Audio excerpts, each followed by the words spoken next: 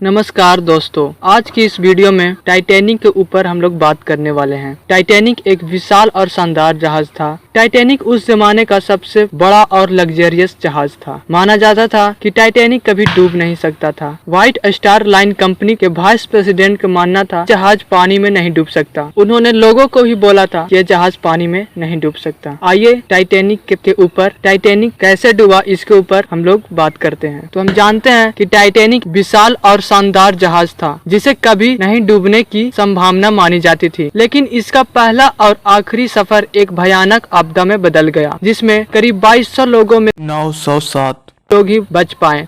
इस वीडियो में हम टाइटैनिक के डूबने की ऊपरी कहानी आपको सुनाएंगे। टाइटैनिक का निर्माण 1909 से 1912 तक इंग्लैंड के बेलफास्ट में हुए व्हाइट स्टार लाइन कंपनी ने बनाया था। ये उस जमाने का सबसे बड़ा और लग्जरियस जहाज था। इसकी लंबाई 882 फीट और चौड़ाई 92 फीट और इस जहाज की ऊंचाई लगभग 175 फीट थी। सिर्फ 20 लाइफ बोट्स थे। जहाज की कुल क्षमता करीब 3500 लोगों की थी, लेकिन इसमें सिर्फ 2200 लोग सवार हुए थे, जिसमें 1316 पैसेंजर और 907 क्रू मेंबर थे। टाइटैनिक ने 10 अप्रैल 1912 को अपनी पहली यात्रा के लिए इंग्लैंड के सैमटन से रवाना हुआ। इसका लक्ष्य अमेरिका का न्यूयॉर्क शहर था। जहाज निकलने के सिर्फ 2 दिन बाद आइसबर्ग के सिग्नल मिलने लगे थे। टाइटैनिक ने अपने कोर को 2 बार बदला, लेकिन उसने स्पीड को कम नहीं किया। जहाज 40 किलोमीटर घंटा से जा रहा था। 14 अप्रैल 1912 तब तक इसे 7 सिग्नल मिल चुके थे, लेकिन जहाज के कैप्टन ने इन सारे सिग्नल को इग्नोर कर दिया। इसी रात को 11:40 में जब टाइटैनिक न्यूफाउंडलैंड के पास था तो इसने एक बड़े से आइसबर्ग से जाकर टकरा गया। 14 अप्रैल 1912 की रात कोई आसमान में चांद नहीं नजर आ रहे थे। चारों तरफ अंधेरा ही अंधेरा था, जिसके कारण जहाज के ऊपर एक नरोस नेस्ट जिस पर आदमी को रखा जाता है कि वो सामने से क्या आ रहा है उस पर नजर रखे, लेकिन चारों तरफ अंधेरा होने के कारण आइसबर्ग साफ साफ नहीं दिख रहे थे। जहाज आइसबर्ग से टकराने के कारण दाहिने ओर के 5 कंपार्टमेंट में होल हो गए। पानी अंदर आने लगे। कैप्टन एडवर्ड स्मिथ ने तुरंत डिजास्टर सिग्नल भेजने का आदेश दिया और लाइफ बोट को तैयार करने का निर्देश दिया, लेकिन लाइफ बोट की कमी के कारण कुछ लोगों को छोड़कर बाकी लोगों को जहाज में ही रहना पड़ा। जहाज के डूबने से पहले कुछ बैंड वालों ने शांति बनाए रखने के लिए गाने बजाते रहे। जहाज के अंदर एक तरफ पानी भरता जा रहा था। ये बाद में इतना भर गया, एक तरफ से पूरा डूब गया, दूसरे तरफ के हिस्से ऊपर उठने लगे। 15 अप्रैल 1912 को सुबह 2:20 में टाइटैनिक 2 टुकड़ों में बट गया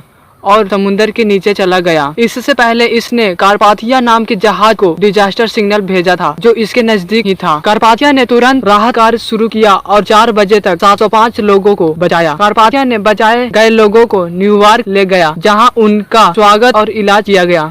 तो दोस्तों, ये थी टाइटैनिक के ऊपर एक छोटी सी वीडियो जो कि पहले ही सफर में समुद्र के अंदर समा गया। अगर आपको ये वीडियो पसंद आया है तो एक लाइक जरूर करिएगा। धन्यवाद।